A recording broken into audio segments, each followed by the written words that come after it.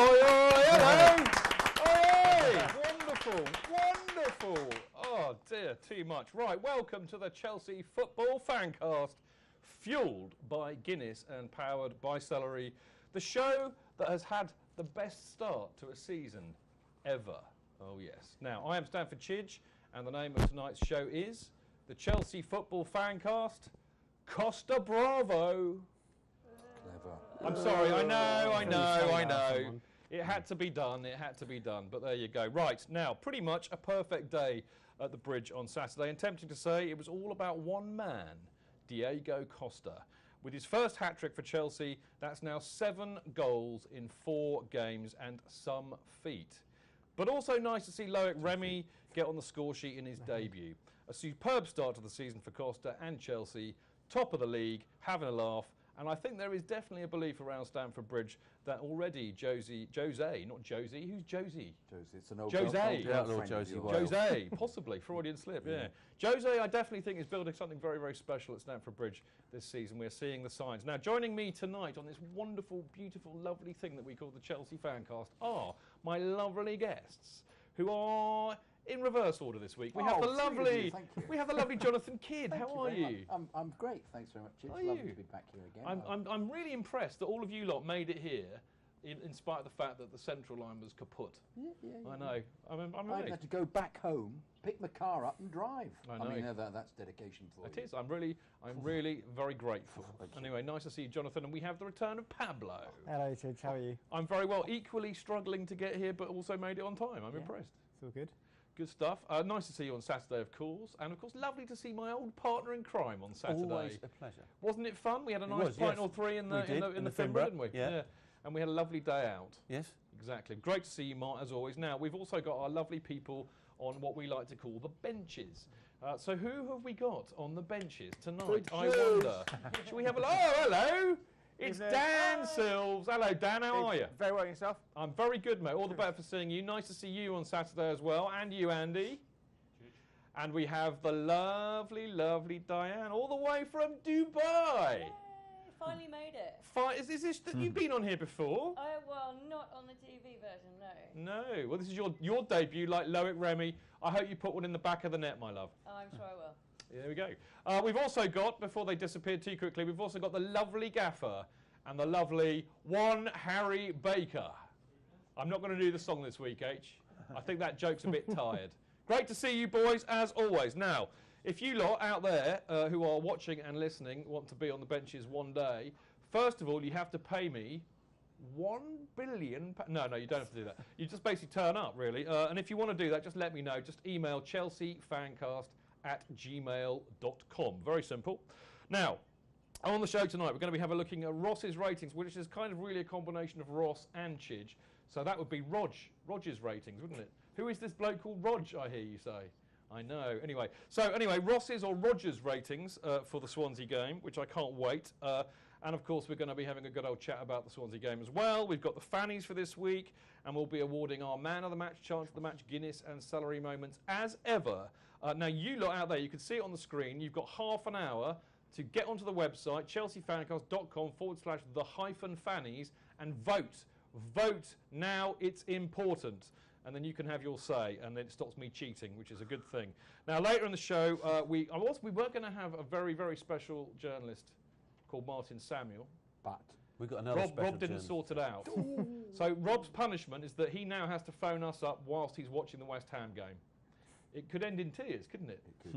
It really could. He could always give us a commentary, couldn't he? He could do. Anyway, so we've got Rob Shepherd on the phone later on in the show, not Martin Samuel. We'll get Martin on another time, I promise. We're going to be talking about international football break and why it's a load of rubbish. We're going to be talking about the Champions League and why that's a load of rubbish. We're going to be talking about Rio Ferdinand and why he's a load of rubbish. Basically, we're going to be talking about things that, well, I think are all a load of rubbish. So that's going to be a great 40 minutes of TV. And apart from all that, of course, we've got the lovely Chelsea Chatters stats, and we've got a bit of Chelsea supporters news roundup. Now, whilst you're watching or listening to this show, all you have to do really is you can tweet at Chelsea Fancast. That is our Twitter address. Or, of course, you can listen if it's not too horrible. Sometimes it's like horrible listening on Mixler, they tell me. Diane knows all about Especially this. to this show, eh? Is it horrible listening on Mixler, Diane? It's got Has it? Sometimes it's bad, but no, it's not. Well, I'm glad to hear that. Can I ask you, in what way is it bad? Does it go in and out? And Apparently, phase phases a bit. Yeah, Phases. Does that improve It's the just show? going through phases, man. Doesn't improve it's the young. show. It's young. So are we It's in talking about the quantity or the quality? No, I think it's in its kind of like stroppy teenage years. Okay. Anyway, if you are listening and struggling to listen on Mixlr, there we go, mixlr.com/Chelsea-Fancast. You can get in the chat room there. And also, if you go to our website, go to the You're on CFFC page on chelseafancast.com, and you can chat in there and use the hashtag #ChelseaFancast, and you can chat with us in there. The only downside to this is that none of us, not one of us, will be chatting back to you, because we can't, we can't like think and chew gum at the same time. We're rather busy. One of us. I have a plan. Yeah, you can have one of us doing it. I have a plan. That's a good plan, is to demote one of you. I like that. But actually, we're going to get a Chidge's little helper in soon. Oh. The wheels are in motion. Would it be a very small person to do that? I believe she is. Oh, good. Small but beautifully formed. Oh, perfect. And she knows her football. Really? Good. And she's definitely proper Chelsea. That helps. But I'm not saying another word because my lips are sealed. Will she have a place on the sofa? Not until her name is on the contract can I utter who it might be. But anyway, look forward to that. And then all you people out there who like Mixlr and like getting involved will have somebody to talk to, and we can interact, which is kind of the whole point.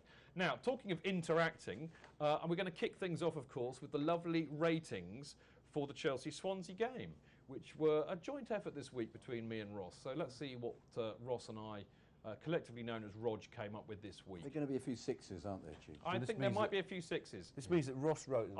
I can cheat while they go and find the still, because it's the green one with the blue writing on to give them a bit of help. But shall I kick the? There we go. No, well.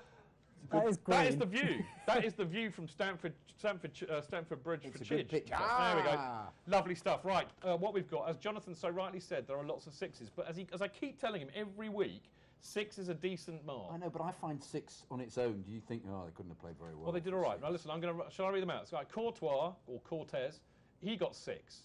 Azpilicueta, he got 6. Cahill, he got 6.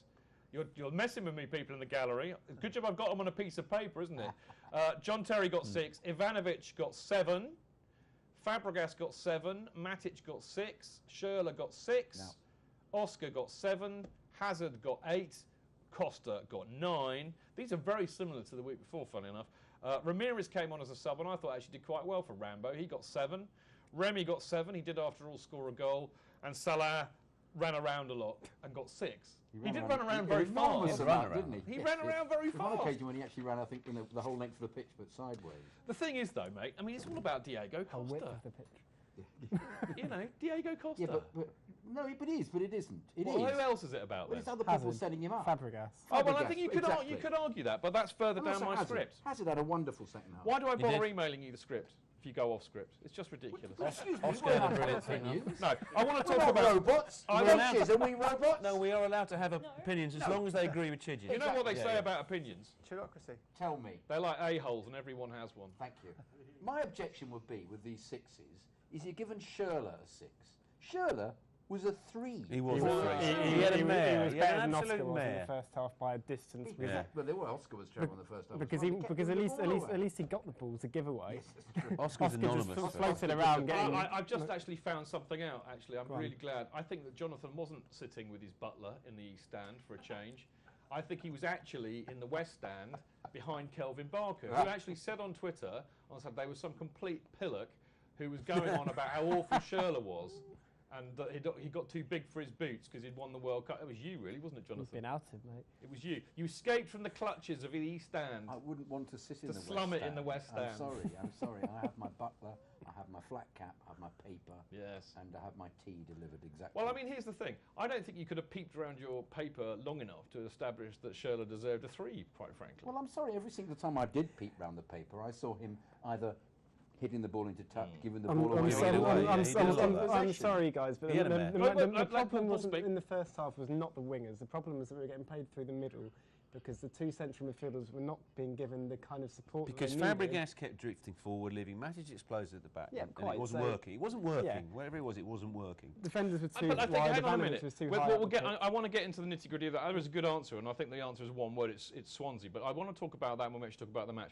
Diego Costa, though. I mean, what more can we say about this guy? He's so cool on the ball. He's How brilliant. many shots did he have? 10. He scored Well, he's 14 shots, 7 goals now. Do you know what the best thing is about it? They've all been tap-ins. They've all been tap-ins, more or less. All in the penalty box. Yeah. Well, no, other than the final Everton goal was a tap-in, that was a really classy... Yeah, that was a great goal. Yeah, but all of them have been in on goal 12 to the third 6 goal, yards out, basically. The third goal was just brilliantly anticipated, wasn't it? A duff shot and he gets on the end of it. As I'm not getting any sense out of you lot tonight, I want to have a word from the benches, actually. Benches, I'd like to know what you think about these ratings. What do you reckon? Benches? Definitely agree with the Costa 9, yeah. Yeah, Costa top man. Brilliant. It doesn't matter, to me it doesn't matter that all of his shots are like tap-ins, because at the end of the day, that's what Torres couldn't do last year. Well, I mean, I think that's the main. That's the main thing, Diane. I mean, you know, the fact of the matter is that we've now got this striker who does what a striker's supposed to do, which is, I mean, he's in the right place, and that's the thing that I really liked actually. All of those goals. I mean, the first one was a clever and physical header, but the other two, right place, right time. And I mean, it's just what the doctor ordered. I think Costa summed it up himself, actually. I don't know if you saw the interview with Spy after the game. I didn't. Right at the very end, I mean, Fabregas was translating for him. You got 2 seconds, hurry up. Was translating for right at the very end, he said, "Grazie, Fabregas." Lovely, excellent. That's a lovely way to end it, Martin. Well done for helping me out. Right, now after this very short break, we're going to be talking about the match in far more detail and far more sense with a bit of luck, although I can't promise that at all. You know, things on this show go a bit right. And see, if you can see that, you see Chelsea ruining football since 2003. I should change that to Chelsea FanCast. Anyway, we will be back after a very, very short break.